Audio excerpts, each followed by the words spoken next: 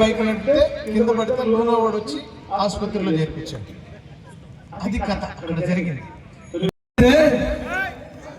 ఊరుకోవడానికి ఈ నేల అసురుడిది కాదురా, ఈశ్వరుడిది, ఆ పరమేశ్వరుడిది. చెప్పండి వాడికి హరహర మహాదేవ్. ఎవరిది డైలాగ్? జై బాలయ్య అంటేనే జై బాలయ్య అన్న అనకపోయినా ఏం కాదు. ఇక్కడ ఏంటంటే ఇదంతా ఒక ఈ ప్రేక్షకులు ఏంటంటే మా దైవాలు ఇక్కడ, ఎందుకంటే మీరిచ్చే చప్పట్ల మీదనే మాకు ఆధారపడి ఉంటుంది. ఇంతమంది కూడా ఇక్కడ ఉన్నారు అంటే మీలో ఉన్న కళాతృష్ణ, కళాభిమానులకు కొదవలేదని భద్రాద్రి కళాభారతి మీ అందరికీ ఉచితంగా ఇన్ని కార్యక్రమాలు ఇస్తుందంటే నేను మీ అందరినీ అభినందిస్తూ, నాకు మంచి మిత్రుడు తాండ్ర రమణారావు గారు, మీరు చప్పట్లు కొట్టొచ్చండి, ఆయన మీ ఎక్స్పర్ట్ అయినా పర్లేదు. దుర్గా ప్రసాద్ గారిని చూస్తుంటే మీరు జాగ్రత్తగా చూసుకోవాలమ్మా. సారీ మధ్య బ్యాంకాక్ కట్టి పోవాలని చూస్తున్నారు, గుర్తుపెట్టుకోండి. అమెరికా అని చెప్పి ఒక చరిత్రని ఇలాగే కొనసాగించాలని 50 సంవత్సరాలు కాదు 100 సంవత్సరాలు ఈ కళాభారతి ఇలాగే ఉండాలని మీ అందరినీ మనస్ఫూర్తిగా కోరుతూ, నాది జన్మభూమి, మా మామగారు ఎన్టీఆర్ది పుణ్యభూమి. కేసీఆర్ గారు వస్తారు, ఆడు మోపైనాడు, మాకు తెలియదా?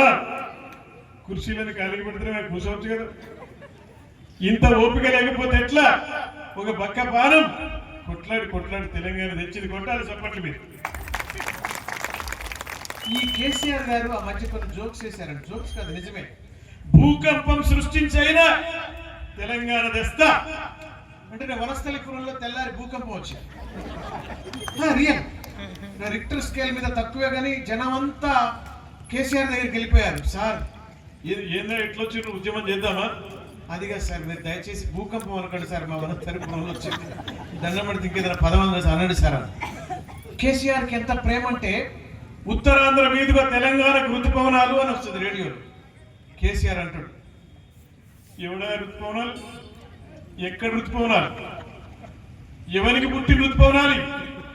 వస్తే తెలంగాణకు ముందు రావాలి, ఆ తర్వాత ఉత్తరాంధ్రకు పోవాలి. అవి వచ్చే తీరుకు వస్తాయి, కానీ ఉత్తరాంధ్రకి ఏడదు, మనకి సముద్రం లేదు కదా. సో ఇట్లాంటివన్నీ చెప్పి తెలంగాణ తీసుకొచ్చినటువంటి వ్యక్తి కేసీఆర్ గారు. సో అట్లనే ఇంకా మనకి పొలిటికల్ గా చాలా మంది వాయిస్లు గానే తీసుకొస్తే ఇంకొక అడుగు ముందుకు వేయవలదు, అక్కడే ఉండు సావిత్రి. ఇన్ని 10 సార్లు పాట పాడిన తర్వాత ఆయనకు కూడా పాపం బోరు కొట్టేసి చివరి కోరిక కోరమ్మ తీరుస్తానంటాడు. యమధర్మరాజా నా భర్తను నాకు ఇవ్వండి యమధర్మరాజా. వీడి ఆయువు తగ్గిపోయినది, అందుకనే మేము యమలోకమును తీసుకుపోతున్నాము. అక్కడ పర శిక్షణ వేసను. నువ్వు ఇంకేమైనా కోరిక కోరుకును యమధర్మరాజా. నా కోరిక తీరుస్తాను యమధర్మరాజా, తప్పకుండా తీరుస్తాను. ఏమిటి నీ కోరిక? సల్మాన్ ఖాన్ కి రాహుల్ గాంధీకి పెళ్లికి మేము ఇద్దరం వచ్చేటట్టు దీవించండి స్వామి. వాళ్ళిద్దరి పెళ్లి కాదు, వీడి బోడి కాదు, వదిలేశారు. మీకు అర్థమైందా? మా తాండ్రన్నకి బాగా అర్థమైంది. కావాలంటే వాళ్ళు పెళ్లి చేసుకునేటట్టున్నాడు అన్న. So nice. అలాగే ఈ మిమిక్రీలో ఇట్లాంటి ఎన్నో సరదాగా చెప్పొచ్చు. అని ఈ నాటకాలు చూస్తుంటే నాకు ఒక అద్భుతమైనటువంటి సన్నివేశం గుర్తుకొస్తుంది. ఏమంటాడంటే, ఒకసారి ఒక నాటిక పోటీల్లో ఒకడు వచ్చి పాట పాడుతున్నాడు. ఏమనంటే, ఏది నా భార్య, ఎక్కడ నా పిల్లలు అంటే జనంలోంచి తాండ్రన్న లాంటి ఆయన ఇంట్లో పెట్టి చీడడుగుతుందిరపో. అట్లా కొంతమంది కామెంట్స్ చేస్తుంటారు. నేను మిమిక్రీ చేస్తే కూడా పాట పాడితే, అరే నువ్వు ఇంత ఉన్నావు కదా, 3 అడుగులు 6 అడుగుల పాట ఎట్లా పాడినావన్నా అంట. నాకేంటంటే నాకు పాటలు చాలా ఇష్టం. పాటల ద్వారా ఎన్ని మిమిక్రీలైనా చేయొచ్చు. అలాగే ఈ మిమిక్రీలో కొన్ని కొత్త వాయిస్లు కూడా మనం తీసుకున్నట్లయితే మిమిక్రీకి సంబంధించి ముందు హాస్యానికి ప్రాధాన్యత ఇవ్వాలి. మనం ఆడపడుచులు ఉన్నారు ఇక్కడ, భార్యాభర్తలు ఉన్నారు ఇక్కడ, మా పాకాలపాటి ధర్మపత్ని ఉన్నారు ఇక్కడ, మా గౌతమ్ రాజన్న వైఫ్ వెళ్ళిపోయారు, ఇద్దరు వెళ్ళిపోయారా? చూసారు ఎంత ధైర్యం నాకు. 2 సినీ తారులు వెళ్ళిపోయినా కూడా మీ ఎంత చక్కగా కూర్చొని నా మిమిక్రీ వింటున్నందుకు మీ అందరికీ శిరస్సు వంచి మరొకసారి నమస్కారం తెలియజేస్తూ, ఒక మాట మనస్సుని ఆనందింపజేయాలంటారు.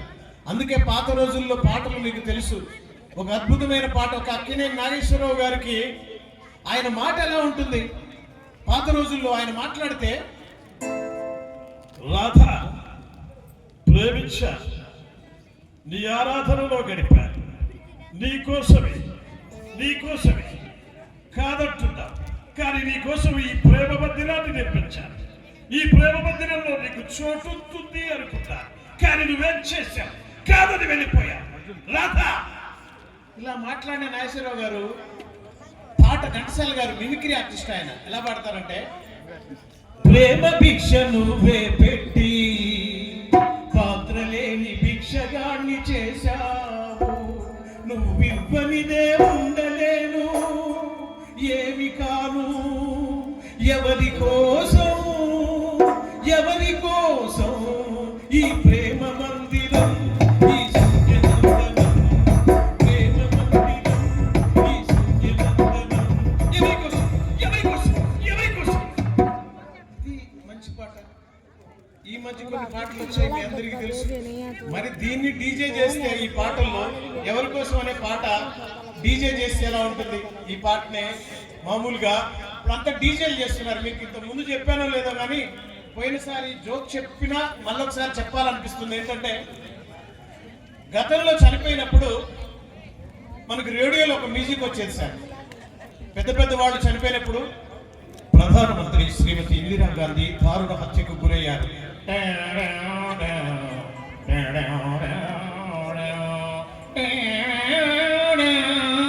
ఆమె భౌతిక కాయాన్ని చూడడానికి ప్రజలంతా తండోపతండాలుగా వస్తున్నారు. ఇది మ్యూజిక్. ఇప్పుడు చావుకి డీజే, సమర్థకు డీజే, పెళ్లికి డీజే, ఇంకే పనైనా డీజే. చావుకి డీజే ఎట్లంటే, ఆ రోజు చనిపోతే అప్పుడు కృష్ణంరాజు గారు తాండ్రన్న మీరు వినాలి, పాగల దుర్గాప్రసాద్ గారు, కృష్ణంరాజు గారు అనుకోకుండా వచ్చి వాళ్ళ అమ్మ శవం మోస్తుంటాడు. ఈ జీవన తరంగాలలో ఆ దేవుని చదరంగంలో ఎవరికి ఎవరు చదువు, ఎంతవరకి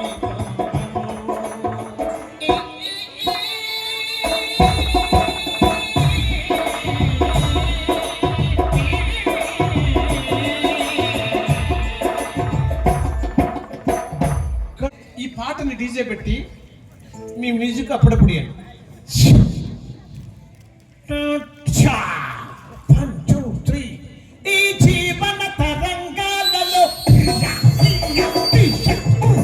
జీవన తరంగాలలో దేవుని చదరంగంలో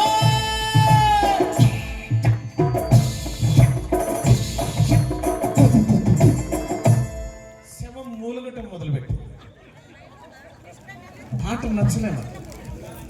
అయినా ఎవడు వినట్లా. ఇది వేసారంటే కొట్టుకుంటూ వెళ్ళిపోవడమే కదా. అలా వెళ్తున్న క్రమంలో ఇక పాట పెంచాడు, వీడు ఏడుపు పెంచాడు, శవం ఎవడు వినట్లా. తర్వాత ఈ పాట పెంచాడు, వాడు ఎలా ఏడుస్తున్నాడు, ఈ జీవన తరంగాలలో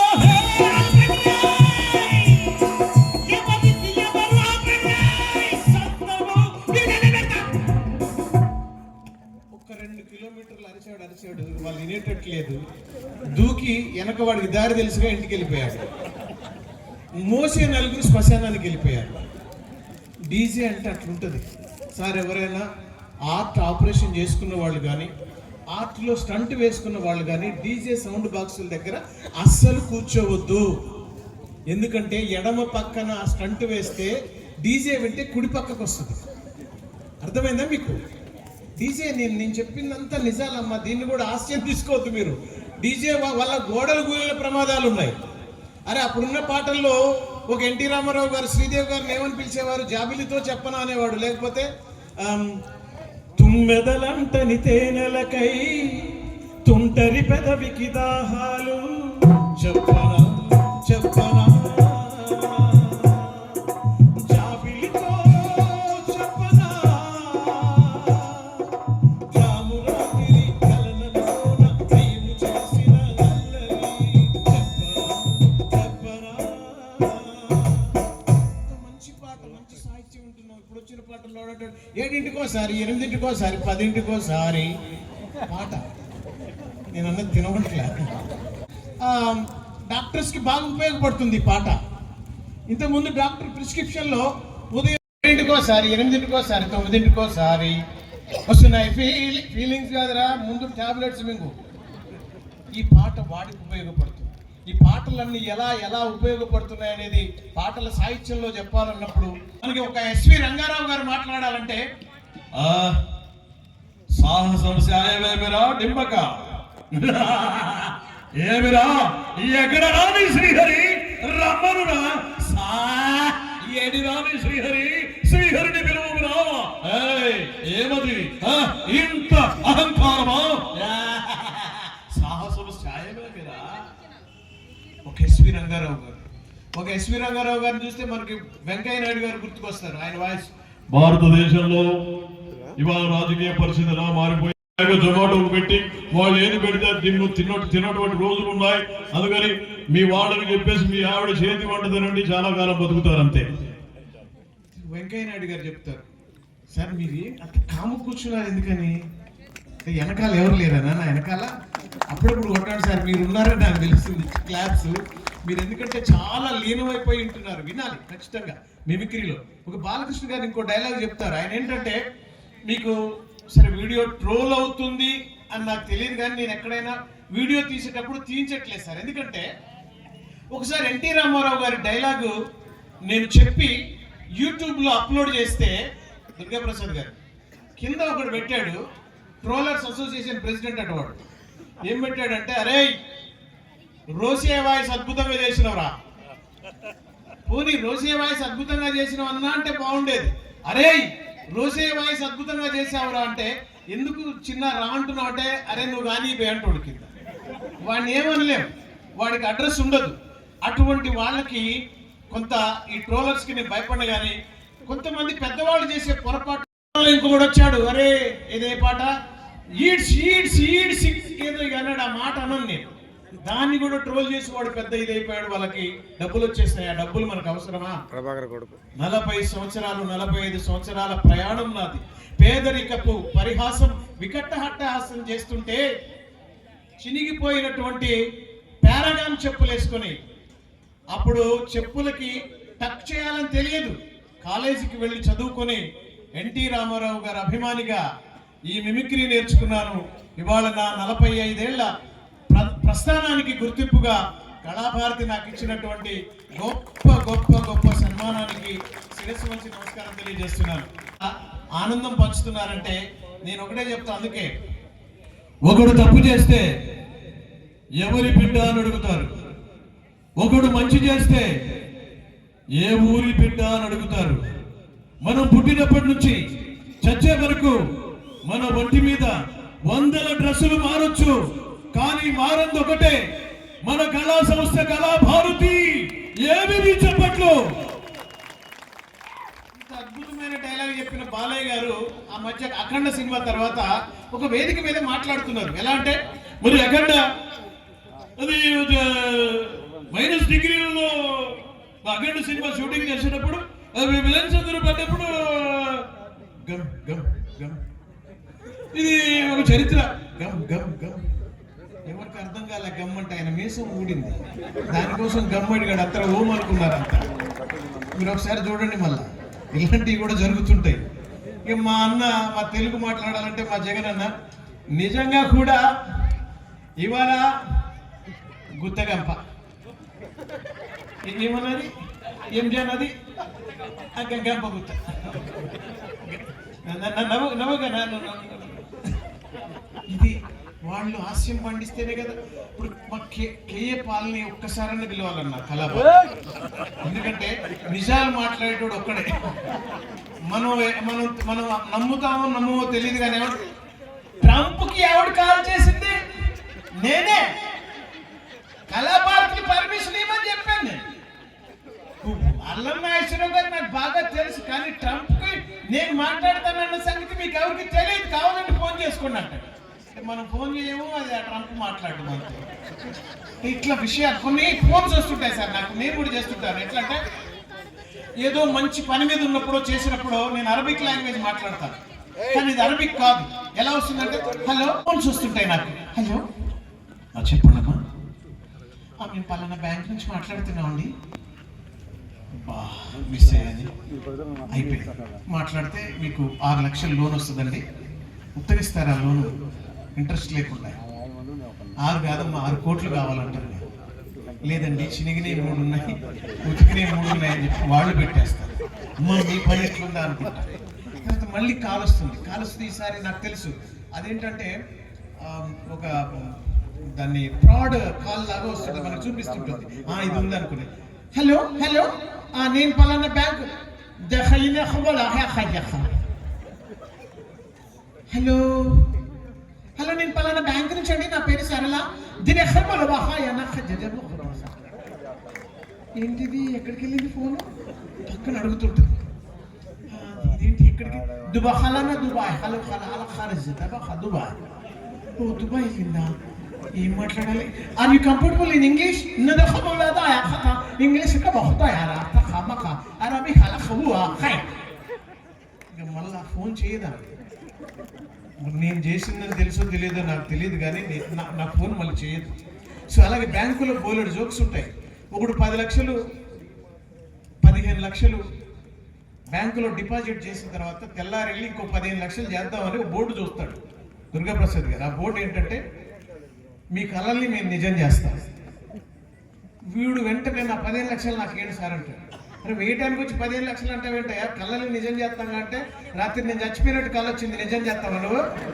ఆ డబ్బులు నాకు ఇచ్చాయి. ఇది మన జీవితంలో మనకు జరిగే సన్నివేశాలే మనం చెప్పుకోవచ్చు. మంచి పాట నాకు ఇక్కడ పాడాలనిపించింది.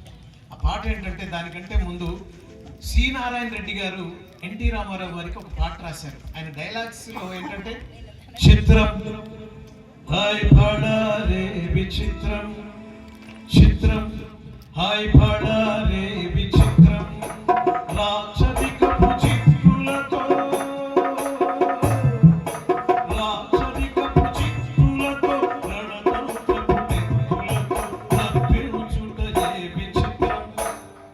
చిత్రం హాయ్ పాడా రే విచిత్రం. ఎంత అద్భుతంగా పాడినటువంటి పాటకి డైలాగ్ కూడా, ఓహో రాచరికమా అర్హతను నిర్ణయించున్నది. అయిన మా సామ్రాజ్యంలో సస్యశ్యామలమై సంపన్న విరామమై వెలుగొందు అంగరాజ్యములకు ఇప్పుడే ఇతరుని మూర్తాభిషిక్తులను గావించుచున్నాను. సోదర దుశ్శాసన అనర్క నవరత్న శక్త కిరీటమును వేగముగదెము. మామా గాంధార సార్వభౌమ సురుచిన మణిమయ సువర్ణ మండిత సింహాసనము తెప్పిప్పుడు. పరిజనులారా, పుణ్య భాగీరథి నదీద్వయములు అందుకొనుడు. కళ్యాణ భక్తులారా, మంగళ సూర్యారోములు సుస్వరముగా మ్రోగనిండు. వంది మాగదులారా. ఈ రామారావు గారు ఇప్పుడు వచ్చిన ఆయన ఏదో కొట్టొచ్చమ్మా, పర్లేదు, నలుగురికి అర్థమైంది, పిల్లలకు అర్థం కాదు ఈ డైలాగ్. వాళ్ళకి అదే అన్న. కానీ ఫస్ట్ రాగానే మైక్ తీసుకొని మైక్లో చెక్ హలో చెక్ 1 2 3 చెక్ అంటే, లేదు నీకు క్యాష్ ఇచ్చేది, చెక్ దాంట్లో ఏమైనా కట్ చేస్తేనేమో అర్థం అట్లా. మా తమ్ముళ్ళు మైక్ ఎప్పుడు వచ్చినా అద్భుతంగా పెడుతున్నారు. Thank you so much. ఇక్కడ వరకు వచ్చాం మనం. విజయ్ దేవరకొండ ఇది సమాజానికి ఉపయోగపడే డైలాగ్స్ చెప్పాలంటే ఏదో సినిమాలో డాక్టర్ పాత్ర అయింది. ఏ ఆమె ఎవడో నా పిల్ల మీద రంగులు వేసాడట. ఆ పిల్ల నా పిల్ల, వీడికి ఆడపిల్ల ఎవడో కానీ పెంచి కాలేజీకి పంపిస్తే ఆ పిల్ల నా పిల్ల అంటాడు. అదే నడుస్తుంది, అదే గొడవలు అవుతుంది. ఈడ అవట్లా ఎన్ని దారుణాలు జరుగుతున్నాయి. ఈ డైలాగు, ఈ ఎన్టీ రామారావు గారి డైలాగ్ని ఆర్ నారాయణమూర్తి అన్న చెప్పినోడు చెప్తాడు. విజయ్ దేవరకొండని ఎవరో డైలాగ్ ఇచ్చి డైలాగ్ చెప్పానంటే, హే ఆయన మా సామ్రాజ్యంలో సస్యశ్యామలమై సంపన్న విరామమై ఎవడు ఈ డైలాగ్ రాసింది, నేను మాట్లాడకపోతే అందుకంటే ఎక్కువే మాట్లాడాను. సో అలాగే మీ అందరికీ తెలుసు మనకి వి హనుమంతరావు గారిని ఈసారి ఎప్పుడైనా ఖచ్చితంగా ఈ 25 సంవత్సరాల దానికి ఆయన్ని పిలవాలని నా ఆశ. ఎందుకంటే పెద్ద కమేడియన్ ఆయన. ఎవరో విలేకరులు అరే ఏమన్నా చూసిండ్రా బాబు, ఏడో చూసినా ఒక ఇంట్లో 4-5 ఆడపిల్లలు ఉన్నారా నాయన, ఏం చేయాలో చెప్పుర్రి. ఎవరో విలేకరు అడిగిండు, మా విలేకరు లాగా, అన్న మరి తులం బంగారం ఎప్పుడు ఇస్తావే? బంగారం ధర పెరిగింది కదా, ఇంకేడు ఇష్టం చెల్తి. భార్యలను అందరూ కూడా బంగారం కొనివ్వలేని పేదవాడంతా కూడా భార్యల్ని బంగారం ఇట్రా అని పిలుస్తున్నాడు. అట్లనే తృప్తి పడదామని. బంగారం రేటు పెరిగింది కానీ వచ్చినప్పటి నుంచి నా చప్పట్ల రేట్ అయితే అస్సలు పెరిగింది. ఆ గుండాయన ఏ ముహూర్తంతో నన్ను డబ్బులు ఊరికే రావాలి. అందుకే బంగారం ధర పెరిగింది కాబట్టి పైసలు వస్తూనే ఉంటాయి. వాస్తవంగా ఇవాళ భార్యాభర్తల అనుబంధం ఎలాంటిది? ఒక మంచి పాట అప్పుడు ఆ పాటలో ఒక నాగార్జున గారిది పాట ఇది. దానికంటే ముందు ఘంటసాల వెంకటేశ్వరరావు గారు కూడా మిమిక్రీ ఆర్టిస్టే. రామారావు గారికి పాడినా, లేకపోతే నాగేశ్వరరావు గారికి పాడినా, కృష్ణ గారికి పాడినా ఆఖరికి. అయితే ఘంటసాల గారి ఎలా అంటే, ఆ పూలవనంలో పువ్వులన్నీ మాట్లాడుకుంటున్నాయి,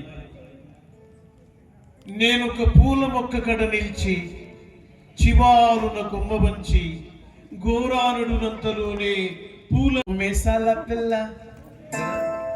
శశిరేఖ, నువ్వు ఆ బయట నిలబడి మాట్లాడడం బాలేదు శశిరేఖ. లోపలికి రావు చూడు శశిరేఖ. రాయ్, రాననుకున్నావా? రాలేననుకున్నావా? అదే రక్తం, అదే పౌరుషం. ఇంద్రసేన. అప్పుడు పాత బాస్ చూసారా, ఇప్పుడు కొత్త బాస్ చిరంజీవి గారు. వాస్తవంగా అన్ని వాయిస్లు చేస్తారు. ఖచ్చితంగా మీరు కూర్చోండి, పర్లేదు. ఒక రావు గోపాలరావు గారి దగ్గర నుంచి ఇప్పుడు వచ్చిన కొత్త ఆర్టిస్టుల వరకు కూడా మీకు హాస్య నటులలో ఇప్పుడు చాలా మంది నవ్విస్తున్నారు మనకి. అతను ఎవరు వచ్చి ఎవరెవరెవరెవరెవరు అక్క, నువ్వు ఇక్కడ అక్క, నేను ఇక్కడ అక్క, అక్క ఇంకో రౌండ్ వేసుకుంటావు అక్క. పేరేంటిది? సప్తగిరి. రైట్ రా, నీకు బాగా గుర్తుంది. రేపు పరీక్షలు అది రాయకు. సప్తగిరి అంటే 7 స్వామి వెంకటేశ్వర రాయి. అమ్మ వచ్చిందా, నాన్న వచ్చిందా? వెనకాల కూర్చున్నారా? తీసుకున్నావు ఫోటో తనుజని? తనుజ వచ్చింది కదా అని వెనకాల నన్ను నా నరసింహరావు అన్న ఎందుకు లేని లేటుగా